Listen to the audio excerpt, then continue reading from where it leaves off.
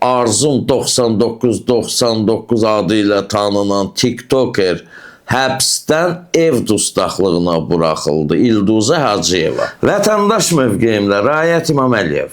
Adam dəmir barmaqlıqlardan təzə çıxıb.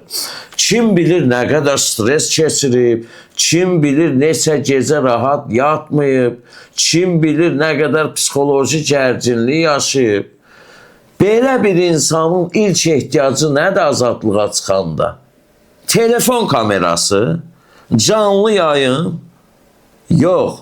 Əvvəlcə bir azad havanı, oksigeni ciyərə çəkmək, ailəsini qucaqlamaq, anasını, atasını, övladını görmək, bir stəkan su içmək, bir neçə dəqiqə sakit qalmaq, bəlkə bir ayaq yoluna getmək. Bir insanın həbsdən çıxdığı ilk dəqiqələr onun həyatının ən həssas anlarıdır. Amma bizim bəzi dırnaq arası jurnalistlər həmin anda elə bir sual verirlər ki, o bayaq verilən sonra məətəl qalır. Deyir, izləyicilərinizə nə demək istəyirsiniz? Adam hələ özünə gəlməyib. Ona müəyyən hüquqi məhdudiyyətlər qoyulub, danışmamalıdır, media açıqlama verməməlidir. Bütün bunları düşünmək jurnalistin borcudur. Əsl jurnalist olsaydı, ilk sualı belə olardı. Özünüzü necə hiss edirsiniz? Ailənizi görəcəyiniz gün üçün nə hiss keçirirsiniz? Bu müddət sizə nə öyrətdi? Bundan sonraki həyatınızla bağlı planlarınız nədir? Bax, bunlar da jurnalistin, peşəkar jurnalistin verdiyi suallar. Yoxsa izləyicilərinizə nə demək istəyirsiniz? Adam o saat bilinir ki, buna bu həbsdən çıxan TikToker maraqlı deyil. Buna canlı astığı izləyici kütləsinin hədiyyələri maraqlıdır. O jurnalist kimdirsə bilmirəm.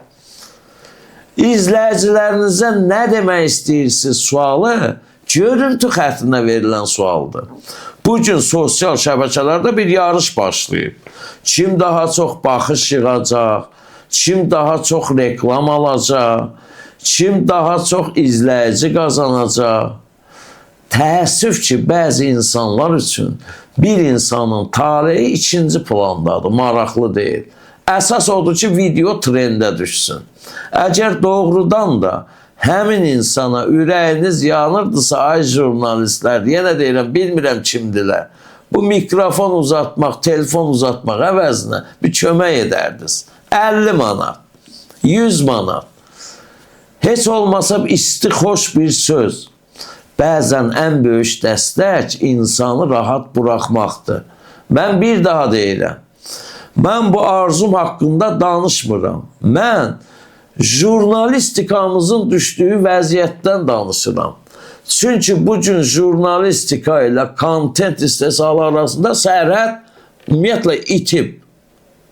Demək olar itib.